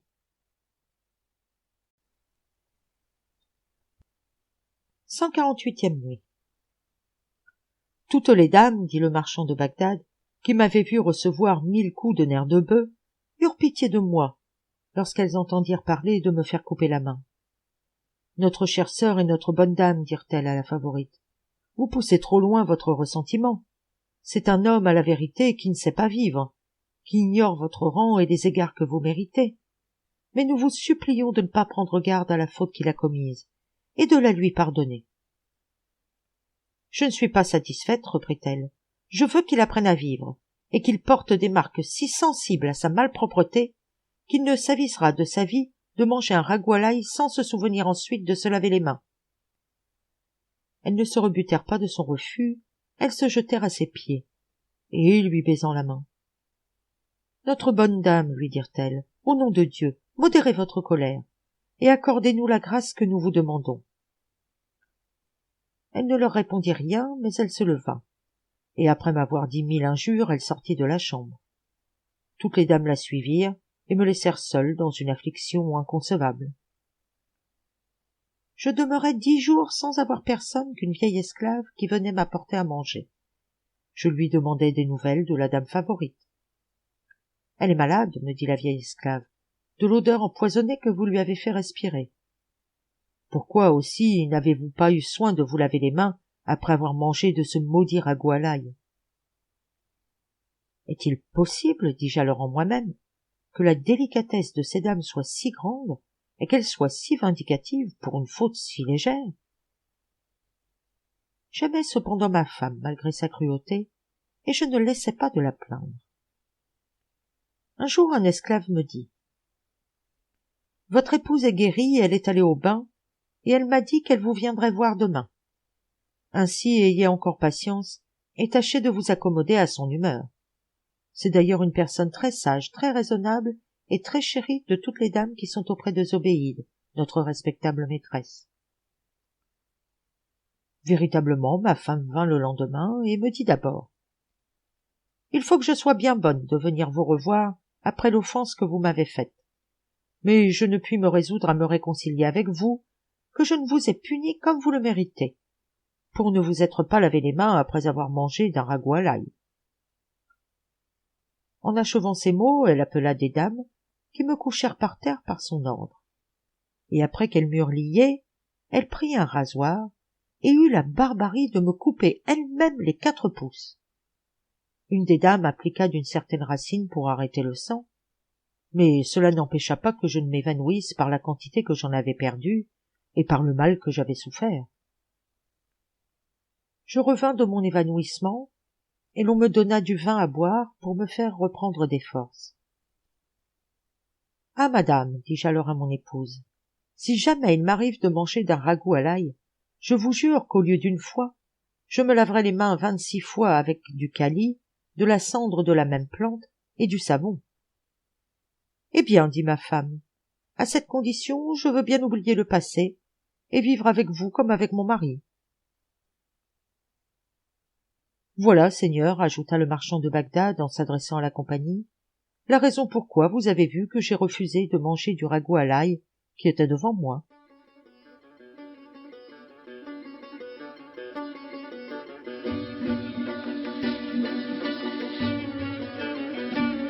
Fin du 2e tome.